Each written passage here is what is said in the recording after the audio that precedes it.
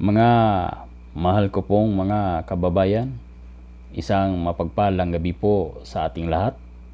Mula po rito sa Pilipinas, bumabati po sa ating mga kapatid na mga OFW na naninilbihan sa iba't ibang panig ng daigdig. Magandang gabi po mula rito sa Pilipinas. At kung bago ka palang kaibigan sa channel ko, ay nakikiusap po ako sa iyo na sana ay paki-like at paki-subscribe mo na rin nang sa ganon ay updated ka po sa bawat detalye o sa bawat pagpupost ko po sa YouTube. Ngayon mga kaibigan, ang ating tatalakayin at i-reactionan ay ang sundalong o dating sundalong bagong witness ni Senador Rodante Marcolita na si Master Sergeant Orly Gutesa. Si Sergeant Orly Gutesa po ay masasabi nating huwaran dahil sa tapang niya na ilahad ang mga malalaking sindikato at ang dating speaker at pati na rin po ang dati niyang amo na si Saldico. Umani po siya ng mga papuri mula po sa kanyang mga kasamahan sa mga senador at lalong-lalo na si Ariel Kirwin. Ito po ang ating re-reaksyonan mga kaibigan. Panoorin po natin. President, bigyan mo si Mr. President.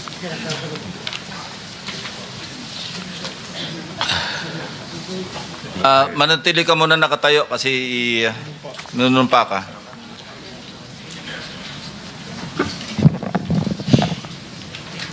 Paki-raise your right hand. Yeah. Do you swear or affirm to tell the truth, the whole truth, and nothing but the truth in this proceeding? Yes, sir. Salamat. Take your seat, please. You may proceed. You may continue. Salamat po, Mr. Chair. Mr. Gutesa, kaninang ako'y nagpapaliwanag para ipakilala kita. Narinig mo yung aking sinabi.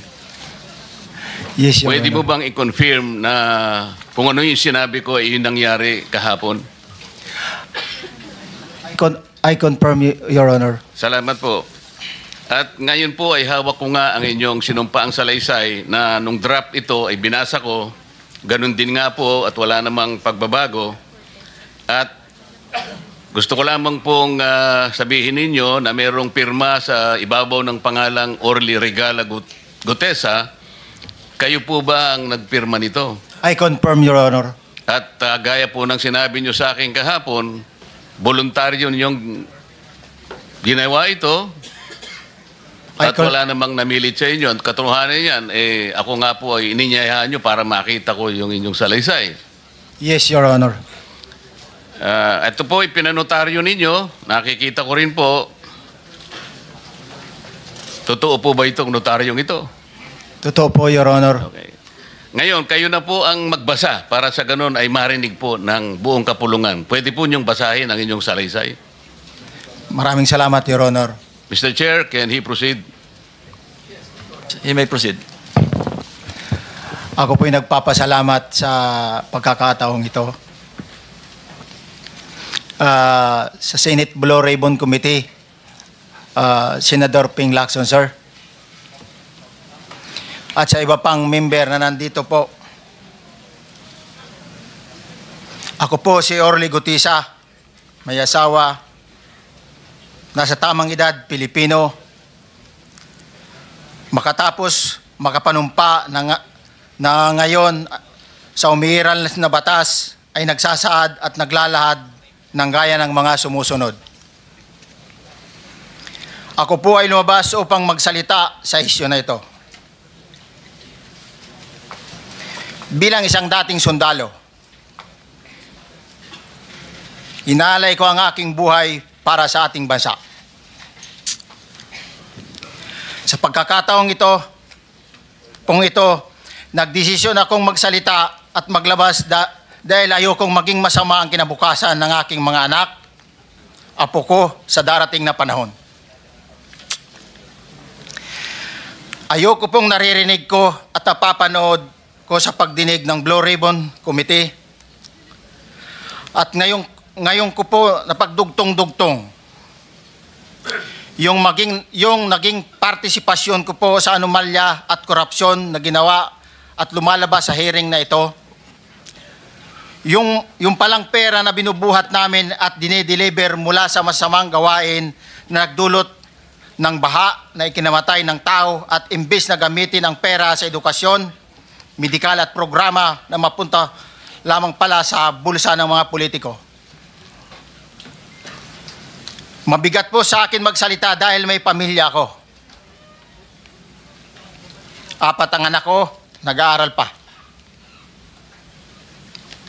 May asawa ako at nangangalaga sa aking mga anak at marami akong kasama sa operasyon na may kinalaman sa ibabahagi ko sa inyo.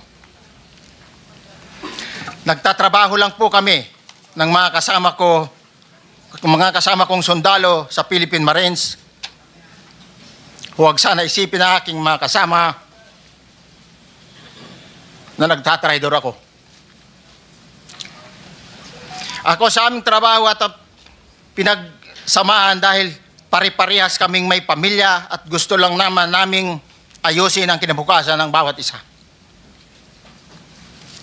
Wala akong iniisip na kapahamakan para sa kanila, bagkus ang gusto ko lang maayos ang kinabukasan ng bayan at lahat kami. Noong December 5, 2004, na-hire ako bilang security consultant sa Ako Bicol Party List or AKB kay Congressman Saldico. At nasimula ng duty ko kay Congressman Saldico.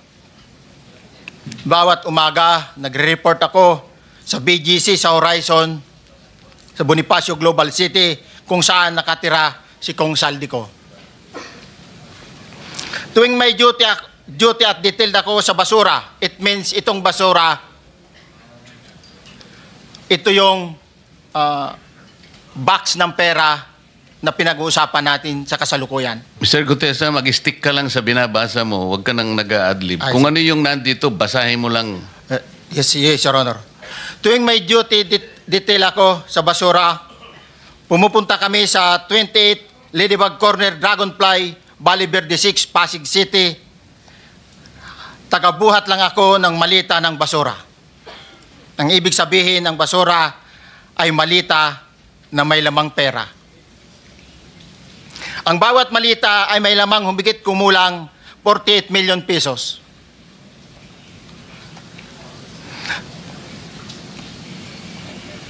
Ang bawat malita ay may post-it na nakadikit na nakasaad kung magkano ang laman ng bawat malita.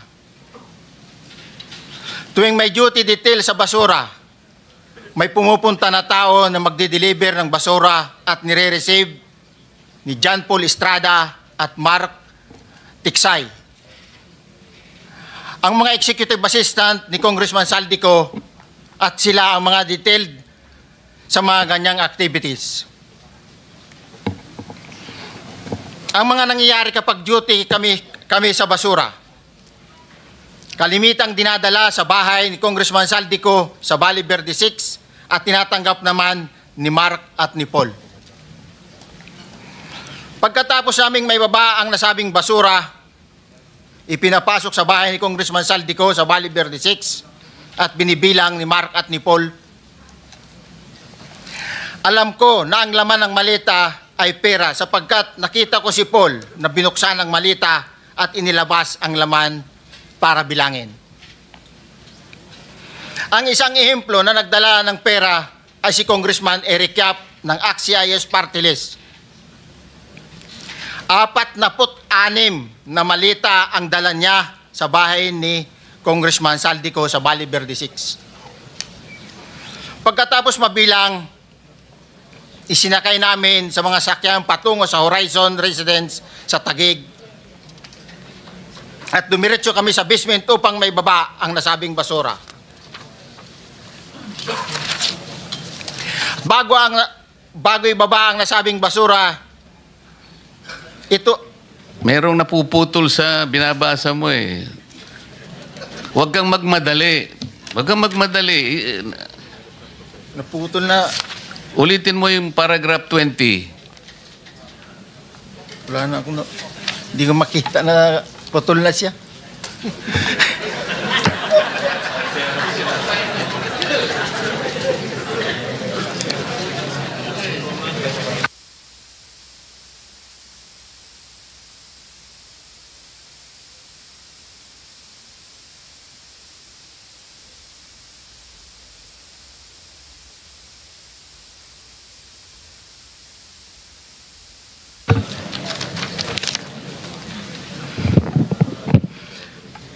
Pagkatapos, mabilang ang sinasakay namin sa mga sakyang patungo sa Horizon Residence, Taguig.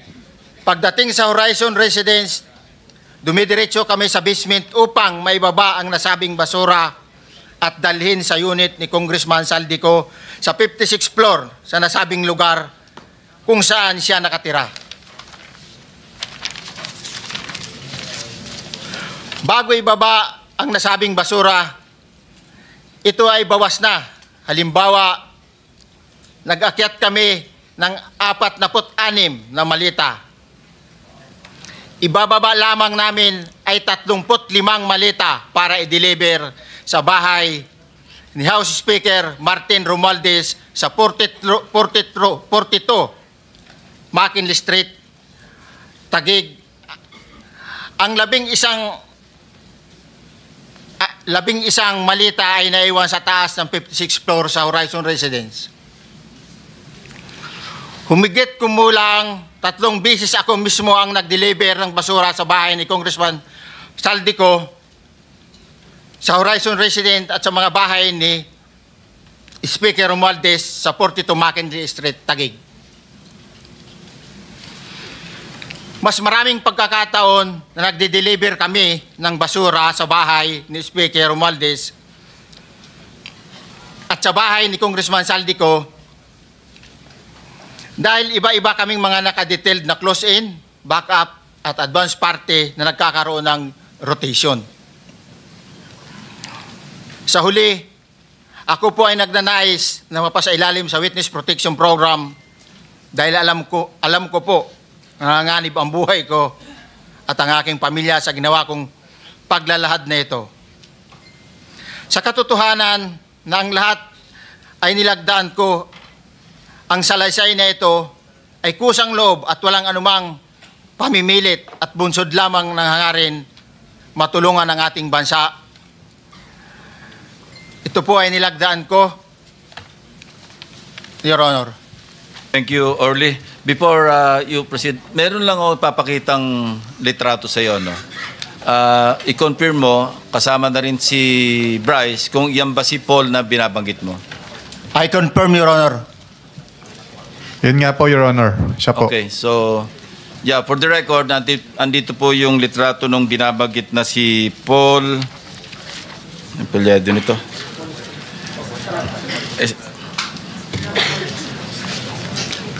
John Paul Estrada, hindi ba? Yes, Your Honor. Oh, sige. Thank you very much. You may continue, Senator Marcoleta. Thank you, Mr. Chair. Mr. Gutesa, dito sa iyong paglalahad ay gumawa ka ng isang paghalimbawa. Inihalimbawa mo si Congressman Eric Yap, ngunit isang tagpo lang yun eh. Ikaw ay na-hire ni Representative Saldico, sabi mo rito, ay December 5, 2024 pa. Yes, Your Honor. Sa pagkakaalam mo, mga ilang beses kayong gumagawa ng bagay na ito. Ibig sabihin, yung pagdi-deliver ng pera, sa natatandaan mo, gaano kadalas ang pagdi-deliver? Kasi ang ginawa mo kanina ay isang example lang. Pwede mo bang ipaliwanag? Your Honor, minsan kasi pag-duty kami, ang actual ko na delivers talaga sa bahay ni Congressman Romualdez is 3. Tapos pag may duty kami, nagkakaroon ng detailed. Minsan namumonitor ko doon sa group chat namin, may basura tayo deliver. minsan namomonitor ko siya is 3 times a week ang delivery doon sa Forbes, sa bahay ni Kung Romualdez. Yung pera minsan nanggagaling lang doon sa horizon sa taas, ibinababa. Tapos may detail lang na tao, namumonitor ko naman sa GC namin. Kaya nalalaman ko yung movement ng tropa, kung ano yung sinasabing basura ng delivery. Your So Honor. yung delivery o yung movement ng tropa nagaganap average 3 times a week. 3 times a week, Your Honor. Nagsimula noong December 2024. Yes, Your Honor. Hanggang ngayon ba ay naglilingkod ka pa kay Representative Saldico? Sa kasalukuyan po ay nag-resign po ako noong August 5, itong taon po na ito.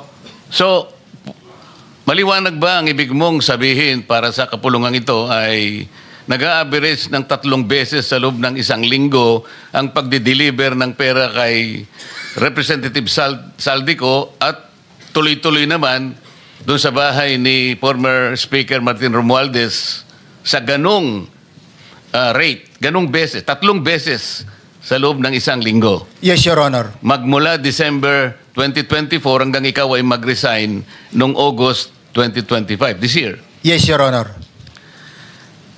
Mr. Chair, Senator Marcolita, short Yes. interjection. With the permission of Senator Marcoleta. Thank you, may Mr. proceed. Chair. May maibigay ka ba na pangalan? Kasi ang sinasabi mo lang ngayon, as far as you're concerned, during ikaw ay nagdo-duty, nagro-rotation basis yung duty. So pag wala ka, absent ka, iba ang nagdo-duty, iba rin ang nagtatanggap sa pera at nagdi-deliver. Am I correct? Senator De La Rosa, may I just remind you na isang follow-up. Pero kung gusto mo ituloy at payag si Senator Marcoleta, naka-charge sa oras niya yung mga susunod na tanong. Okay? Oh, okay lang. Okay lang. Sige boss, Meron nanghiram lang pa naman ako sa iyo. Go ahead. Meron ka pa namang 4 na minuto pa mahigit yan. Yes, sir. So, sige. Very quick lang. So, pag hindi ka duty, may ibang nag-deliver ng pera kay Saldico at kay Speaker Romualdez. Pag nangyayari yan, sir, pag hindi ako duty, may makadetail talaga sa basura na yan. Pero ang authorized lang na mag-deliver at mag-receive niyan is yung 2 tao na binanggit ko, which is John Paul Estrada and Mark Tiksay. Okay. Thank you, Mr. Chair. Thank you, Senator Marcolita. Mr. Gutesa, sa panig ng pagdi-deliver sa bahay ni former Speaker Martin Romualdez, sinong tao ang nagre-receive? Sa mga ganun, sir, ang may contact, Your Honor, is yung si Paul at si Mark lang ang may contact doon sa receiver. So pagdating doon, nakabukas na yung gate doon sa Forbes, pumapasok na lang kami. Then pag nabuhat na namin yung mga malita na ibaba na, so lalabas na kami. Wala na kaming basta may deliver lang namin yung mga basura doon sa bahay, wala na kaming noon, Your Honor. Alin-aling bahay Yung ang 42. pinagdi-deliveran mo sa panig ni former Speaker Martin Romualdez? Yes, Your Honor, yung 42, yung dito sa may Forbes Park. Yun lang? Wala nang iba? Mayroon pa yung bago nakaraan doon sa 19 Nara, yung dating bahay ni Michael Yang. Sa pagkakatanda mo, mayroon pang ibang lugar na kung saan nagdi-deliver kayo? Sa Aguado, dyan sa Malacanang. Aguado? Excuse me, Senator Marcoleta. Sino Michael Yang? Yung dating sa Pugo yata yon, Sa? yung dating sa Pugo. Yung Michael Yang. dating bahay ni Michael Yang. Dating bahay. Yes, Your Honor. Okay, thank you. Ibig mo sabihin, nabili ni Speaker Martin yung bahay ni Michael Yan? Allegedly, Your Honor. Pero paano mo alam na bahay ni Speaker yon? Kasi doon na nagde-deliver yung tropa nung hindi na nagde-deliver doon sa 42, Your Honor. Ngayon, sinasabi mo meron kayong chat. Nagagamit mo yung chat para ma-monitor mo yung rate ng delivery at kung sino-sino yung nagdi-deliver? During the time nung nandoon pa ako, Your Honor. Mr. Chair, salamat po at baka meron po pong Thank you. gustong itanong ating May mga kasama. papakita pa ako isang litrato pa, no? Identify mo lang siya. Sino yan? Mark Tiksay, Your Honor. meron pa ba nakakakilala sa kanya bukod sa'yo? Dito? Wala. Nabanggit kasi ni Engineer Alcantara rin dito eh. Sa salaysay mo noong September 23, sinasabi mo, hindi ko po siya na-meet during pagdadala. Ang tao niya po ay may alias lang na Paul at Mark. Na-meet mo ito si Mark, Engineer? Sa Valle Verde po, once lang po. So, kinukonfirm na si Mark Texa ito? Mark po and Paul, karaniwan po ng... Okay, thank you. Thank you, Senator Marcoleta. Mr. Chair, may tatanong lang po kung Yes. with the permission of Yeah, okay. Senator Marcoleta. Mr. Orly, sabi niyo po 46 na maleta na nagkakalaman po ng 48 million bawat isa. Tama po ba? Based doon po sa level nung malita na nakita ko, Your Honor. Paano po nalaman ninyo na 48 million po ang laman ng bawat isa? Kasi bawat malita po, mayroon siyang post-it na nakalagay, may sign na 48. Lahat po yun may 48. Yes, Your Honor. So, yung 46 maleta, 48 million ang laman ay nagkakahalaga po ng 2.2 billion. Alam niyo po ba yan kung 3 times a week ang sinasabi ninyo ang delivery? Based sa my experience, doon lang ako naka-experience ng 46 nung time na yon, Your Honor. Hindi naman po every week or monthly ito. Yes, Your Honor. So at one point, yung 46 na maleta, 48 million ang laman, 46 times 48 million ay 2.2 billion. Excuse me, Senator Marcoleta, paubaya mo na sa kanya yung oras na naiwanan mo, now 1 minute. Isang tanong na lang. Sige, okay. 2.2 billion. Ganun po yung multiplication eh. Siguro, Your Honor, yun ang lumalabas. So one time lang po ito. One time lang po, yung time ko lang yan, nung panahon na na-identify ko si Congressman Yap, Your Honor. Alright, maraming salamat po. Thank you. Yung paghalimbawa mo, kaya mo ginawa, dahil yun ang pinakamalaki.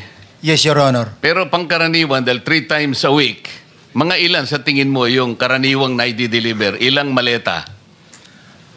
Usually, pag nanggagaling na sa Horizon, na idine-deliver na doon sa Forbes, minsan mayroong 15 or kaya 18 ang malita. Pero yung malalaking malita yon na nagre-rate yung bawat malita, minsan mayroong 48, may 50. Sa mga tweet, Mr. Gutesa, pangkaraniwan, 15 to, Your Honor? yun ang average, pangkaraniwan. Yes, Your Honor. Yung nabanggit mong nabigla ka sapagkat malaki, 48, yun lang kay Congressman Eric Yap. Yes, Your Honor. Yun ang time na nakita ko talaga yung ganung kabalk yung balita na yun, Your Honor. Mr. Chair, payagan nyo sana akong magtanong lang ng isang tanong kay Mr. Diskaya. Mr. Diskaya, naalala mo, nagkaroon ka ng supplemental affidavit na binasa mo dito. Medyo mahaba pa nga di ba? Naalala mo yung nakaraan? Ito yung supplemental affidavit mo. Yes po, Your Honor. Na may petsang September 23, 2025. Ito yung nakaraang hearing natin. Yes po, Your Honor. Napansin ko kasi nung pinakinggan ko tiningnan ko sa ating transcript, parang hindi mo binasa yung paragraph 30 na kung saan binabanggit dito yung DPWH Region 1.